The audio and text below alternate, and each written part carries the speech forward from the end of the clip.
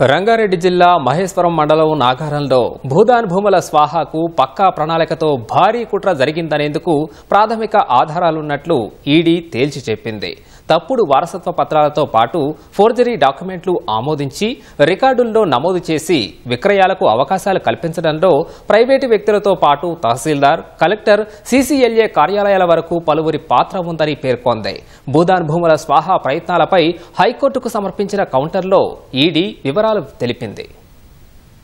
రంగారెడ్డి జిల్లా మహేశ్వరం మండలం నాగారంలో survey number 181, 182, 194, 195ల్లో Bhoodan భూముల్లో అక్రమాలపై విచారణ చేసి చర్యలు తీసుకోవాలని మహేశ్వరం మండలానికి చెందిన బిర్ల మల్లేష్ అధికారులకు ఫిర్యాదు చేశారు.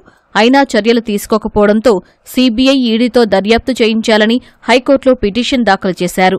విచారించిన జస్టిస్ సివి భాస్కర్ రెడ్డి ప్రతివాదులైన ఈడీతో పాటు పలువురు ఐఏఎస్, ఐపీఎస్ అధికారులు, వారి బంధువులకు నోటీసులు జారీ చేసి కౌంటర్లు దాఖలు చేయాలని ఆదేశించారు. అందులో భాగంగా ఈడీ తరపున assistant director Gajraj Singh Thakur counter దాఖలు చేశారు. 2023 మార్చి 13న మహేశ్వరం పోలీసులు నమోదు చేసిన ఎఫ్ఐఆర్ ఆధారంగా కేసు నమోదు చేసి దర్యాప్తు చేయగా కీలక విషయాలు వెలుగులోకొచ్చినట్లు హైకోర్టుకి ఈడీ నివేదించింది. సర్వే నంబర్ 181, 182లోని 100కు పైగా ఎకరాలు నవాబ్ హజీ అలీఖాన్ పేరిట ఉన్నాయి. అందులో 50 ఎకరాలు భూదాను బోర్డుకు అప్పగించేందుకు లేఖ ఇవ్వగా 1995లో తహసీల్దారు నిషేధిత జాబితాలో చేర్చారు. సర్వే నంబర్లు 181/1, 181/2, 181/4, 181/5, 185/6, 185/8లోని 50 ఎకరాలను కుమారులు అక్సర్ అలీఖాన్, ఫరూక్ అలీఖాన్కి నవాబ్ అలీఖాన్ కానుకగా ఇవ్వగా భూ సంస్కరణ ట్రైబ్యునల్ ఆమోదించింది. 2005లో వారు దస్తగిరి షరీఫ్, ముజఫర్ హుస్సేన్కి విక్రయించారు. సర్వే నంబర్ 181లో మిగిలిన భూమిని గైరాన్ సర్కారీ భూములుగా ప్రభుత్వం ప్రకటించింది. 2006లో నవాబ్ హజీ అలీఖాన్ మృతి చెందగా తనకు తండ్రి భూమిని కానుకగా ఇచ్చారని ఆయన కుమార్తె ఖాదరున్నీసా 9 ఏళ్ల తర్వాత తప్పుడు భాగ పరిష్కార ఒప్పందం పొందారు.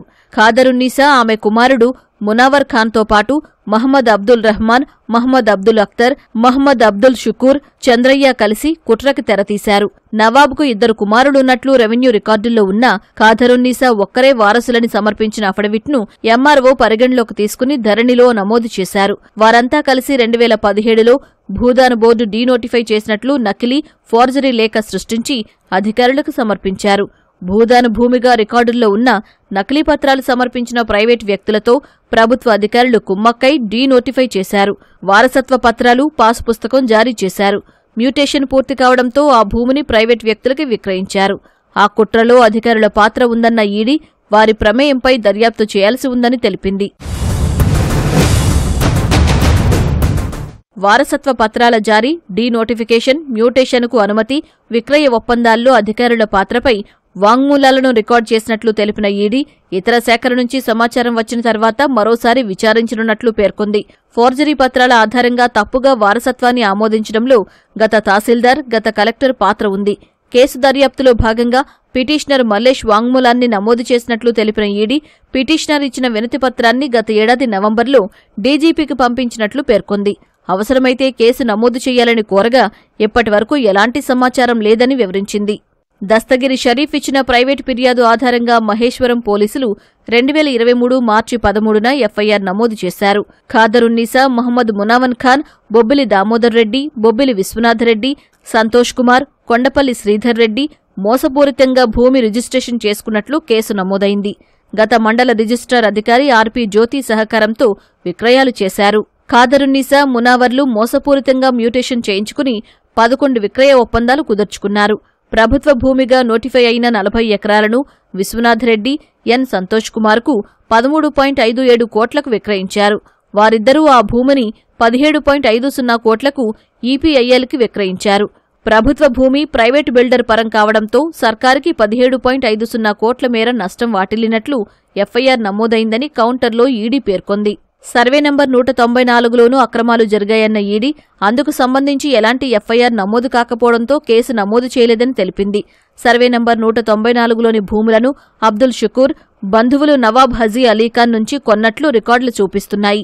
1957-58లో నవాబ్ హజీ అలీఖాన్కు 779.7 ఎకరాలుండగా 1992కు ముందే అంతా విక్రయించడం లేదా పంపిణీ చేయడం చేశారు. అందువల్ల 1992లో అబ్దుల్ షుకూర్ కుటుంబ సభ్యులు కొన్నారన్నది అవాస్తవం. అప్పుడు అబ్దుల్ షుకూర్ బంధువుల వయసు 11, 6, 2 ఏళ్లు ఉండటంపై అనుమానాలున్నాయి. తప్పుడు పత్రాలతో విక్రయాలకు సంబంధించి అబ్దుల్ షుకూర్పై ఇప్పటికే 2 కేసులు నమోదయ్యాయి. ఆ విషయంపై లోతైన దర్యాప్తు జరగాల్సి ఉందని హైకోర్టుకు సమర్పించిన కౌంటర్లో ఈడీ పేర్కొంది.